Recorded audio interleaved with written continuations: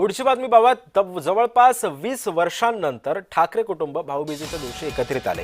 भाऊबीजेच्या निमित्तानं राज ठाकरे आणि उद्धव ठाकरे पुन्हा एकदा एकत्रित आले। जयवंती यांच्या निवासस्थानी ठाकरे कुटुंबाची भाऊबीज सुद्धा एकत्रित पार पडली।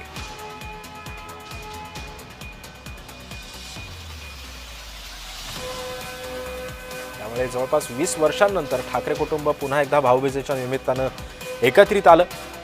भाऊबीजेच्या निमित्तानं राज ठाकरे आणि उद्धव ठाकरे पुन्हा एकदा एकत्रित आले। तर राज ठाकरेंची बहीण जयवंती ठाकरे देशपांडे यांच्या निवासस्थानी जवळपास 2 तास या दोन्ही नेते उपस्थित होते। आपण हे दृश्य पाहतोय, एक्सक्लुझिव्ह दृश्य आहे। उर्वशी ठाकरेनं अमित ठाकरे, आदित्य ठाकरे आणि तेजस ठाकरेंना ओवाळलेलं आहे। भाऊबीज ठाकरे कुटुंबाची एकत्रित पार पडलेली आहे। आपण हे थेट दृश्य पाहतोय आणि या संदर्भामध्ये अधिक माहिती जाणून घेऊयात। आमची प्रतिनिधी ज्योत्स्ना गंगणे सध्या आपल्यासोबत आहे। ज्योत्स्ना, आपण आता हे फोटो टीव्ही स्क्रीनवरती पाहतोय। एकंदरीत खेळीमेळीचं वातावरण आणि आनंदाचं वातावरण ठाकरे कुटुंबामध्ये पाहायला मिळालेलं होतं। काय अधिकची माहिती आहे?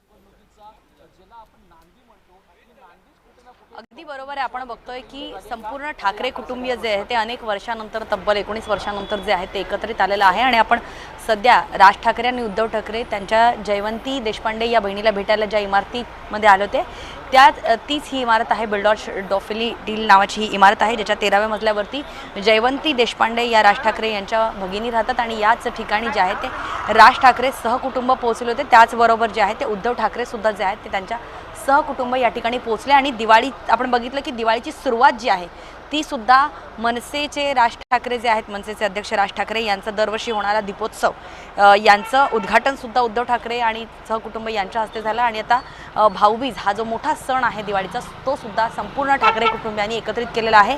राज ठाकरे आणि उद्धव ठाकरे यांना त्यांची बहीण जयवंती देशपांडे यांनी तर ओवाळलंच, पण त्याचबरोबर राज ठाकरे यांची मुलगी जी आहे तिने सुद्धा अमित ठाकरे, त्याचसोबत उद्धव ठाकरे यांचे सुपुत्र तेजस ठाकरे आणि आदित्य ठाकरे या दोघांना, म्हणजे या एकूण तिघांना जे आहे ते ओवाळलेलं आहे। आणि संपूर्ण फोटोमध्ये आपण बघतोय की संपूर्ण ठाकरे कुटुंबीय एकत्रित दिसत आहेत। राज ठाकरे आणि उद्धव ठाकरे यांना सुद्धा एकत्रितपणे जे आहे त्यांची बहीण जयवंती देशपांडे यांनी ओवाळलेलं आहे। आपण बघतोय की सांस्कृतिक आणि त्याचबरोबर जे आहे ते सणवाराच्या निमित्ताने जे आहे ते ठाकरे कुटुंबीय वारंवार जे आहे ते एकत्रित येत आहे। लपून छपून नाही तर उघडपणे जे आहे ते एकत्रित येत आहेत। एका बाजूला राज ठाकरे सहकुटुंब मातोश्रीवर पोहोचतात, दुसरीकडे उद्धव ठाकरे जे आहेत सहकुटुंब अनेक वेळा शिवतीर्थवर पोहोचतात। त्यामुळे आता या कुटुंबाच्या भेटीगाठी या फक्त कौटुंबिक नसून राजकीय सुद्धा दृष्टीच्या आपण मानल्या जाऊ शकतो। कारण गेल्या अनेक दिवसांपासून ज्या गोष्टीची चर्चा होती त्या चर्चेला आता उधाण नव्हे, तर ती चर्चा आता फक्त एक औपचारिक घोषणा जी आहे की दोन्ही ठाकरे बंधू एकत्रित येतील की नाही, तर याची औपचारिक घोषणाच आता बाकी आहे।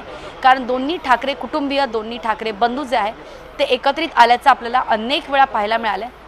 निमित्त काही असो, गणेश उत्सवाचं असो, वाढदिवसाचं असो, दिवाळीचं असो किंवा आता भाऊबीजेचं असो, निमित्त काही असो, वारंवार ठाकरे बंधू आणि ठाकरे कुटुंबीय जे आहेत ते एकत्रित येत आहे। इतकंच नव्हे तर आता शिवसेना भवनमध्ये सुद्धा एकत्रित पत्रकार परिषद जी आहे ती ठाकरे यांच्या शिवसेनेकडनं आणि त्याचबरोबर मनसे यांच्या जे पहिल्या फळीतले नेते आहेत त्यांच्याकडनं एकत्रित केली जाते।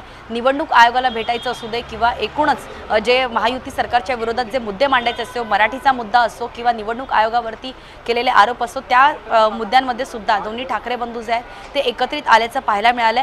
ठाण्यामध्ये सुद्धा आपण बघितलं की मनसे आणि उद्धव ठाकरे यांची शिवसेनेचे नेते जे आहेत त्यांनी एकत्रितपणे महायुती सरकारच्या विरोधात मोर्चा काढलेला आहे। आणि दसरा मेळाव्यामध्ये सुद्धा उद्धव ठाकरे यांनी दसरा मेळावा जो शिवसेनेचा सर्वात मोठा सोहळा मानला जातो, त्या दसरा मेळाव्याच्या स्टेजवरून सुद्धा उद्धव ठाकरे यांनी भाषण करताना स्पष्ट संकेत दिले होते की आम्ही दोन्ही भाऊ एकत्र आलो आहोत ते एकत्र राहण्यासाठी।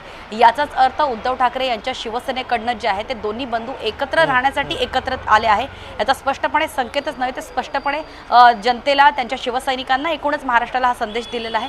पण दुसरीकडे राज ठाकरे सुद्धा जे आहेत त्यांनी अनेक वेळा ही स्पष्टता, म्हणजे जे आपण महाविकास आघाडीचं एकत्रित गठबंधन होताना त्यांचा एक खूप कॉमन शब्द होता की कॉमन मिनिमम प्रोग्राम, म्हणजे कॉमन मुद्द्यावरती आम्ही एकत्रित आलो आहोत। तेच मुद्दे जे आहेत ते आता ठाकरे बंधू यांच्या एकत्रित येण्याला आपण या ठिकाणी पाहू शकतो की दिवाळीचा संपूर्ण सण जो आहे अगदी सुरुवातीपासून ते आज भाऊबीजपर्यंत जे आहे ते दोन्ही ठाकरे कुटुंबियांनी जो सेलिब्रेट केलेला आहे, तब्बल 2 तासांपेक्षा अधिकचा वेळ जो आहे तो जयवंती देशपांडे या त्यांच्या बहिणीच्या घरी जे आहे ते राज ठाकरे यांचं संपूर्ण कुटुंब, त्याचबरोबर उद्धव ठाकरे यांचं संपूर्ण कुटुंब होतं. जेवणाचा कार्यक्रम झाला, भाऊबीजेचा कार्यक्रम झाला आणि नेमकी जी आहे ती जयवंती देशपांडे यांच्या बहिणीने काय नेमकी ओवाळणी मागितली असेल. कुठल्याही बहिणीला हे चांगलं वाटतं की दोन्ही भाऊ जे आहेत ते इतके वर्ष एकत्रित नव्हते, ते आता एकत्रित आलेले आहेत. त्यामुळे आता हा राजकीय संदेशच शिवसैनिकांना, मनसैनिकांना देण्यात आलेला आहे आणि ठाकरे बंधू यांची युती झालेली आहे का, तर दिलजमाई झालेली आहे, कार्यकर्त्यांची दिलजमाई झालेली आहे.